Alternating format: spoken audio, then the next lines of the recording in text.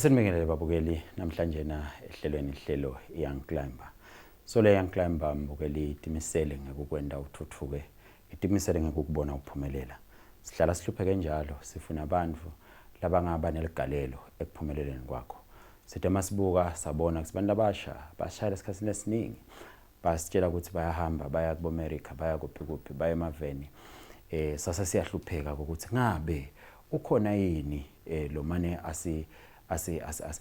asichushise ukuthi ezisihamba singenda njani khona lo gaya ingcamo ukuthi ezusahamba gadza naku buka naku akube khona naku lokuhlola sihambile ke sathola invota leke nayo yahamba emave ingasilo nokoliswati sibuka ukuthi awu kuze ufikela kangwane wende njani wabukani kubukwani ngalesikhathi ufuna kuyophila kulamanye emave sitholeke invota lamana lengisomabhizinisi liyasuka 11 layo yatoqala ibusiness yayo la Eswatini lijaha lelincane nje nalo lelicala emabhizinisi kuona lamancane lasidawona eMaswati OBERT wakaMANYANYE lijaha ke lesesilibonile balimeme etindzaweni etiningi libhala incwadi lakhulumisana nabantu labasha beMaswati labaningi namhlanje nasithe asitolibuta lemibuzo lesingakake sayiva iphendula ukuthi ufika njani kangwane yini emathuba lo wakhanzile mawufika kangwane ungakhuthata uthinwe naye eMaswatini ukhona ke namhlanje na OBERT MANYANYE utabakhulumisana nawe mbukeli ihlaka nathi sakhulumisana naye OBERT wakaMANYANYE.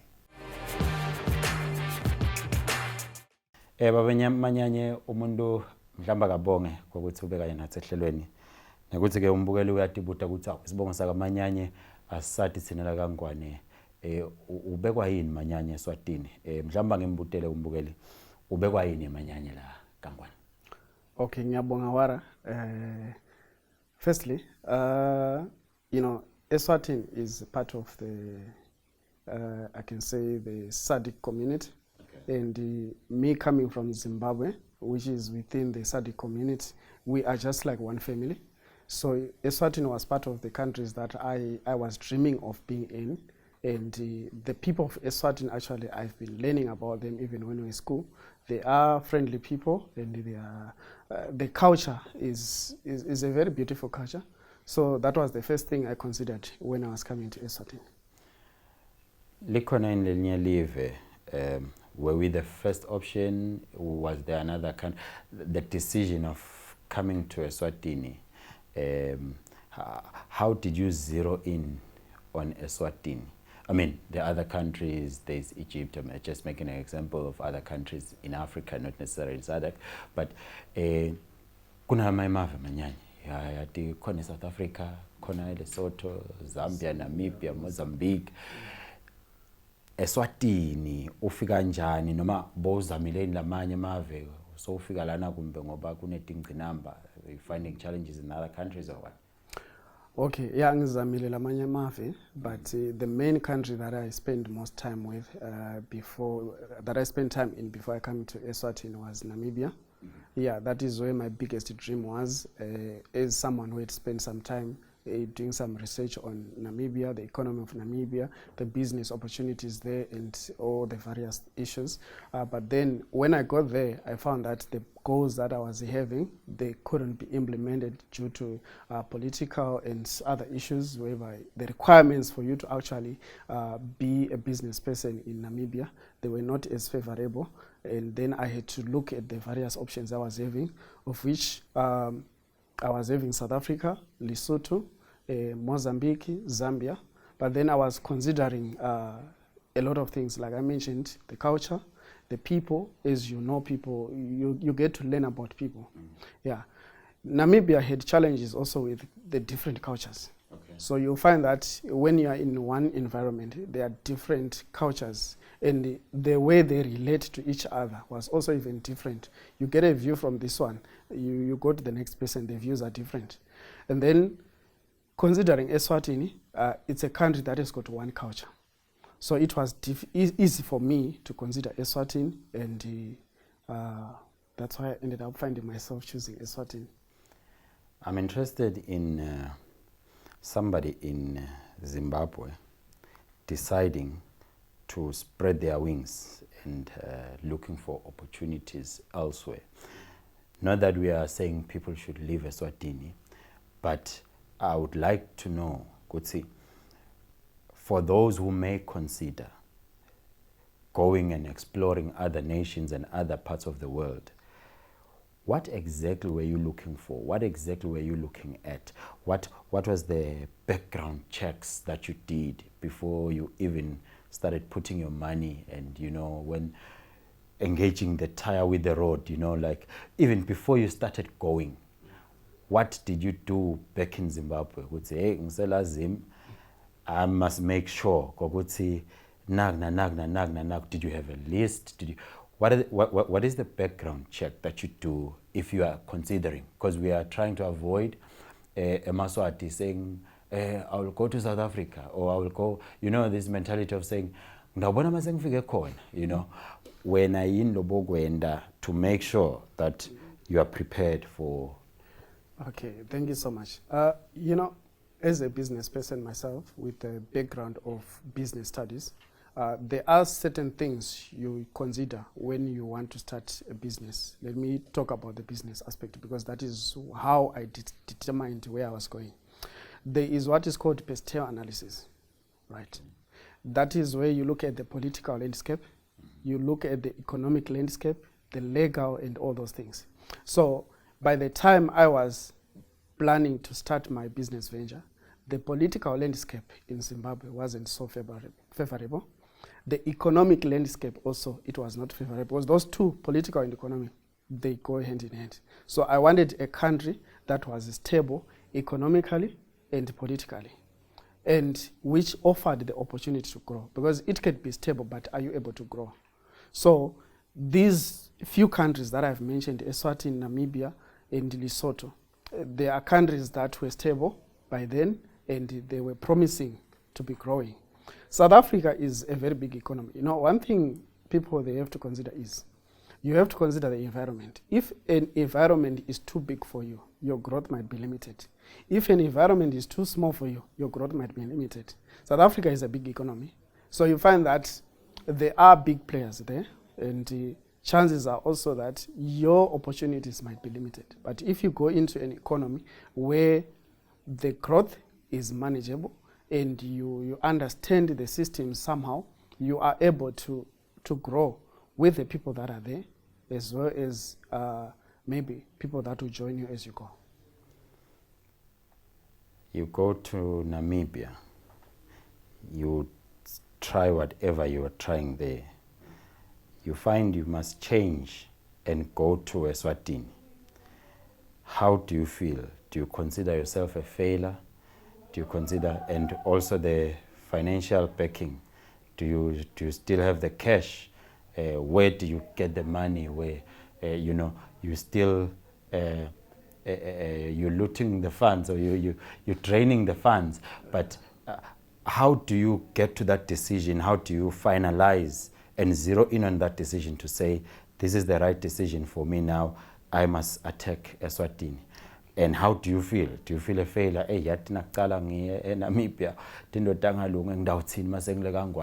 How do you manage that will battle in the mind?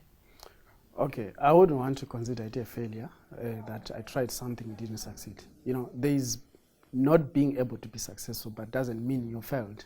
But maybe you just didn't get to the level where you wanted. I can consider it a failure, but someone can still consider it success. So it's all how you interpret it. So my failure, as you are trying to say, in Namibia, was basically the environment. Was the environment conducive for my growth? Right? It might have been conducive, but maybe I didn't meet the criteria of fitting in there. And looking at the space of time I wanted to get established, it was almost impossible. The easiest way that I was supposed to consider was actually to give a big stake of my business venture into a local person.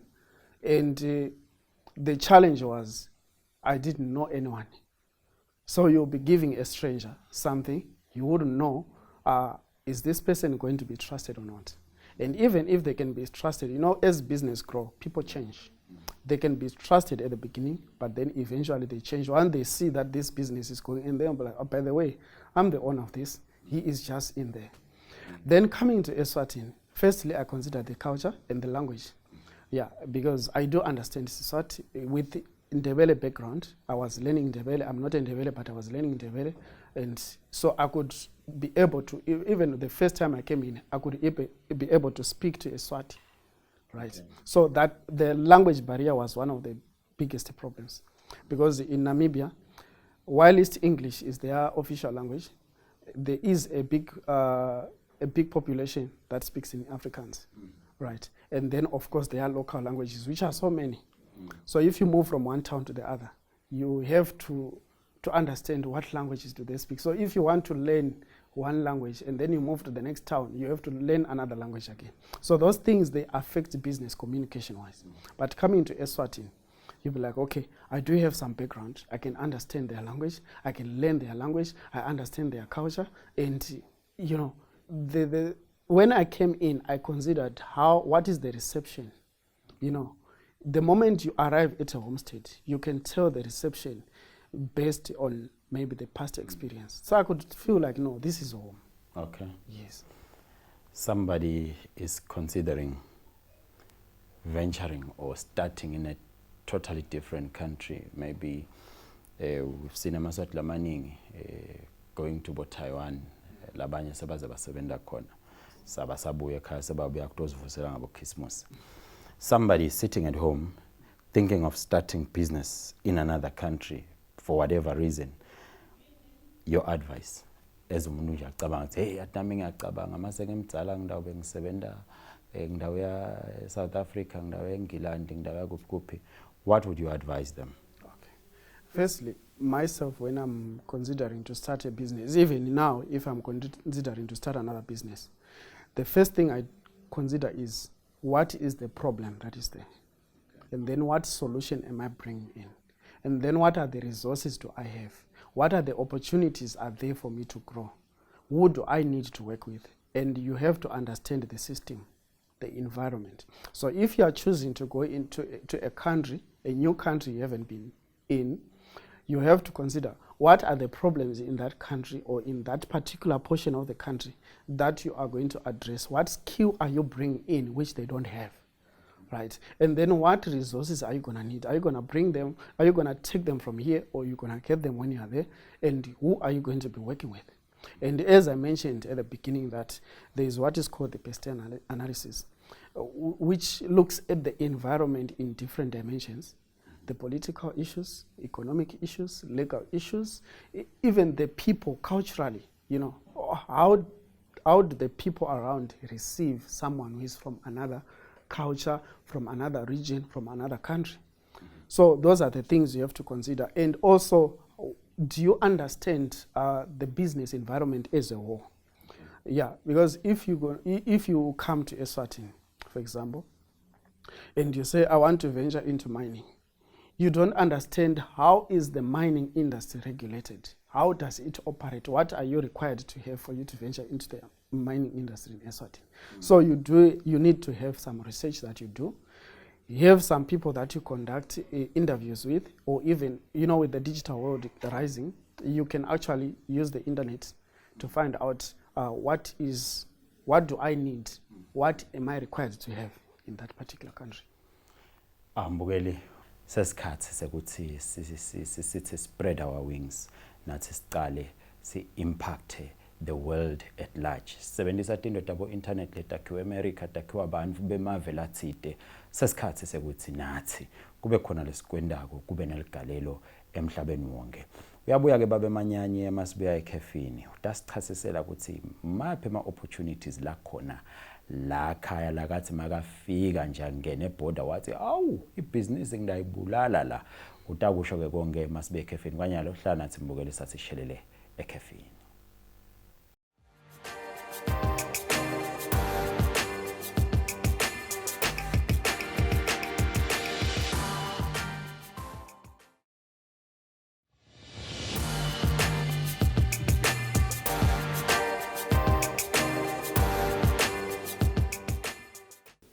Sipenze nimukele babukeli ehlelweni ihlelo Young Climber ngihlelelana nababe OBERT MANYANYE Manyanye kakasilo liswati bekunene kepha namanyanye ufikile la even la kaNgwane so uvele sowutitsinzile timpilo temaswati umenyiwe tindzaweni atokhuluma ngetemabhizinisi simbonile kubo university babole emkokwini nakubukuphi ubhale tincwadzi letfundwa ngamaswati ucala emabhizinisi usita emaswati tintweni tabo accounting ma business plan kunjanjani angifuni uku-advertise amanyanye ngiyakutshela nje umbukeli lokuthi ubusy umatasatasa kule live you know matasatasa ngiyawathi kongela okay Manyanye awusilo liswati ufike ubona live la kaNgwane ngathi liyanethetela ngathi kukhona lo ngakwenda mawufika kule live mawungena eborder Manyanye asathi wangena ngeborder noma wehla ngendiza mshini asathi wafika kanjani mawungena eborder yini lo wathi mawuthi uyaqala wathi hey umuntu utayibulala imali la what opportunities did you see the moment you came into the country? Okay, thank you again, Wara. Unfortunately, when I arrived, it was at night. And so there isn't much I could see at night, even though there was a little, because when I got in, I came in through the Lomahasha border gate because I went through Mozambique. So the first opportunity I saw basically was you could actually do business at night, which is not something we were used to in Zimbabwe, because a fruit market, once it's around 5, it's closed. I don't know, it's not something, a business that I've been into, but around 7, 8, I think it was around 7, yeah. I could see people still selling some fruits and vegetables. So I was like, okay, if an economy is allowing vendors to operate, so it means other industries, they might be doing well. Because, you know, once an economy or a system is supporting the grassroots business enterprises, then chances of the rest of the industry to grow are very high. Baba Manyanye nathi tincwadzi lo tibhalile tinesihloko lesibuka ngathi sinye Dare to Dream tonke tithi Dare to Dream. Okay, utibhale sola kaNgwane mas? Yes. Uthini kumuntu lomusha uthini kubafunzi? What were you saying in these books? Ngiyiphi message lo zama kuyithumela, especially because lokutibhala kaNgwane kusho ukuthi utibhala ubuke emathafa ale live, you are looking at the scenery of the country, and that is these are the things that are inspiring you, and we're probably writing to emaswati we are where maybe khona basezimi labato ifunza, but vele imarket yakho semaswati. What are you saying uthini kubantu labasha bemaswati? Okay, firstly, these 2 books as much as they're titled Dare to Dream, that is more like the series, the name of the series, because there are subtitles there. What I can tell you just in brief, since we are not going to be talking about the books per se, right? The first book, as much as it was written in Eswatini, it has got it has got a background of content that is coming from different countries. As someone has been to different countries, so my experience that is in the first book, written Dare to Dream, Live a Lifestyle of Purpose, it incorporates my upbringing, my, you know, how I was desiring to be where I am today, or even where I want to be. So it is not only about the environment in Eswatini, but then, you know, when you are in a particular environment, everything else will be taking from where you are. Okay. Because I'll now be looking at, I was in Zambia, this is how things were happening, now I'm here in Eswatini. So my core background becomes Eswatini. So whatever I was writing, as much as I was addressing the Eswatini community, but then as someone who is international feeling, you know, I was basically addressing anyone who has the opportunity to come across my book. But with Eswatini being the first, because that has become my home actually. If I could cut myself into 10, I would be doing this and this and this and this. But unfortunately, I'm one. I only have to concentrate on this. But I see opportunities in other places. What opportunities are there in existence right now for the ordinary Liswati? One biggest opportunity that I've seen in Eswatini is in agriculture. Okay. Right. As much as the country is not very big, and almost a big portion is in the low veld, and you find that the main kind of production happening there is sugarcane farming. But then there are other regions, like here in the whole region, yeah. People, they are going to South Africa to buy vegetables, to sell in the market, to sell in the shops. But there is land. You are lucky as a Maswati that you've got land, a lot of fertile land that you have. But if you utilize that, you can do better than someone who is sitting in the office. I've got young farmers that I have nurtured into business. Some are degree holders in accounting. Some are degree holders in different aspects of, professions. Some are teachers, but they are not teaching. Why? Because they found that niche in farming. Okay. So there is an opportunity in farming. And farming, when I'm talking about farming, is diverse. There is animal husbandry, there's crop production, there is a fishery. A fishery, which is one other industry that I'm seeing is not being exploited here in Eswatini. Okay. Yeah. So there are different opportunities in the agricultural sector, and all the other opportunities, they can come in, because if yourself, let's say you are a business administrator, when the agricultural community or industry is booming, so it means there is more cash flow, right? It means your business will also benefit from that. You also have business opportunities to do with the people who are in the agricultural sector. Okay. Other economies, they can also boom. They can also survive once one sector grows. Hey, Mr. Manyanyanye, kuningi lesingakhuluma ehlelweni, but whenever in this program, whenever we try to dig deep, the clock seems to tick against us. We have reached the end of the program. Angate magama akho ekugcina Manyanyanye longawasho kumbukele, especially umuntu lomusha ekhaya ungathini. Okay. Thank you so much, Wara. My best advice to a young person out there is don't let yourself stand in your own way. Because the moment you start complaining that this and that, you are the one standing in your way. Yes, the government might have their own things, your neighbor and all those things that might stop you, but you are the first person to stop yourself in your way, because others, they are prospering. So you have to look into the opportunities instead of just focusing on complaining, blaming people, blaming yourself. Focus on the opportunities that are available, and skills are very vital in our generation. You might have all those degrees, those diplomas and all those things, but if you don't have skill, they can just be useless. So go there, learn, but also learn some skills that you are going to apply in the particular venture you want to get into. Yeah. And associate yourself with the right people. The other thing that made me move from one place to other is, who was I associating myself with? What language do they speak? What are they talking about? If they are always complaining about this and that, I become part of that. But if I move myself to a community where people, they'll be talking about progress, they're talking about investment, I start learning about investment, even if I didn't have the background for that.